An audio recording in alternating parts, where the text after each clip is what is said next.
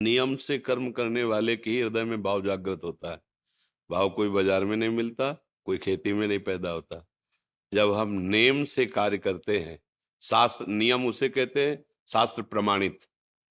अपनी बात नहीं कि हमारा ये नियम है।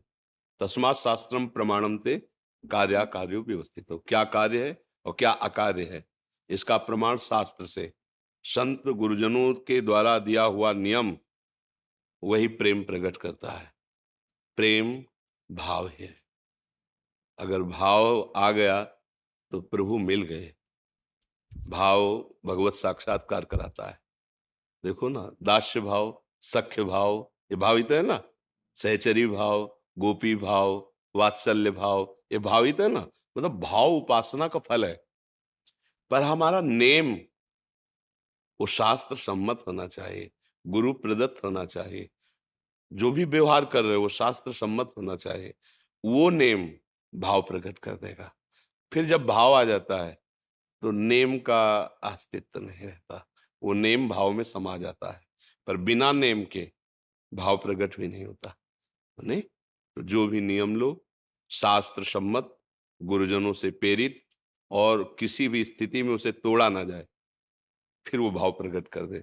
और जब भाव आ जाता है तो जैसे बाढ़ आ जाती है ना, फिर उसके लिए कोई कानून नहीं। बाढ़ के लिए, बाढ़ के लिए कोई ज्यो सरिता सावन जल उमगत, सन्मुख सिंधु सिधारे।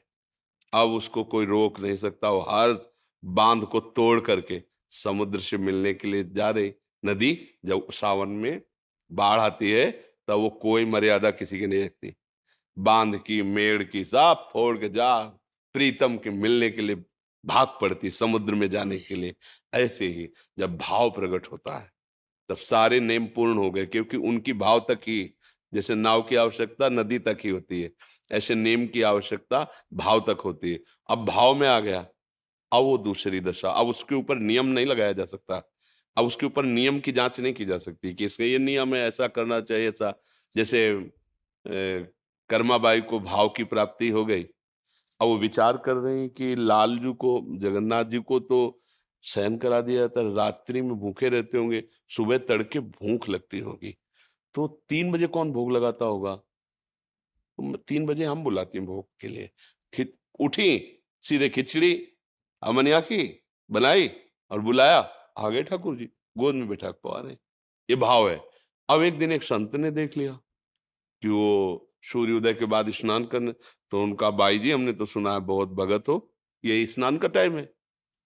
तो उन्होंने अपने भाव की बात बता दी।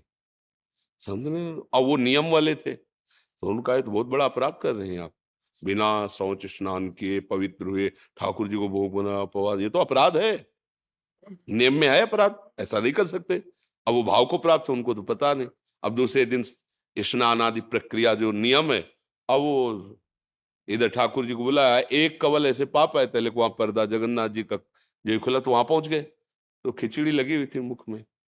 तो पार्षदों ने कहा, जय जय, भोग तो अभी पधराया नहीं।